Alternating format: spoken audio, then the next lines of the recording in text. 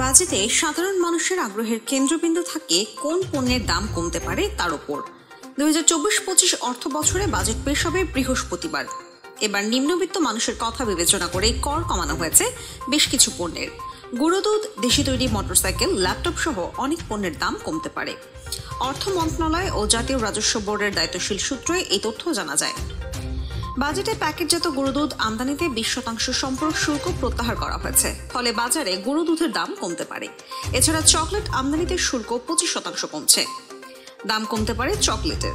Laptop আমদানিতে VAT প্রত্যাহার করা হচ্ছে। এতে সব মিলিয়ে পণ্যটিতে 31% পরিবর্তে 20.50 শুল্ক কর দিতে হবে। ফলে কমতে পারে ল্যাপটপের দাম। কার্পেট তৈরির প্রধান কাঁচামাল পলিপ্রোপাইলিন ইয়ার্ন আমদানির শুল্ক 10% থেকে কমিয়ে 5% করা হয়েছে। এতে দেশি তৈরি কার্পেটের দাম কমতে পারে। এভিয়েশন খাতের উত্তরণে ইঞ্জিন প্রপেলার আমদানি পর্যায়ে কমতে পারে মূসক। ফলে উড়োজাহাজ রক্ষণাবেক্ষণে কমতে পারে খরচ। দেশি তৈরি মোটরসাইকেলের সিকেডি ইঞ্জিনের পার্টসের আমদানি শুল্ক কমছে। এতে দেশি তৈরি মোটরসাইকেলের দাম কমতে পারে। রড, বার ও অ্যাঙ্গেল তৈরির কাঁচামাল ম্যাঙ্গানিজ আমদানিতে শুল্ক 10% থেকে কমিয়ে 5% করা হতে পারে। এতে লোহা জাতীয় পণ্যের দাম কমতে পারে। বাসাবাড়িতে ব্যবহৃত সুইচ সকেটের দাম কমার সম্ভাবনা আছে, কারণ দেশে উৎপাদিত সুইচ সকেট হোল্ডার উৎপাদনে ব্যবহৃত কাঁচামালের আমদানি শুল্ক কমানো হয়েছে।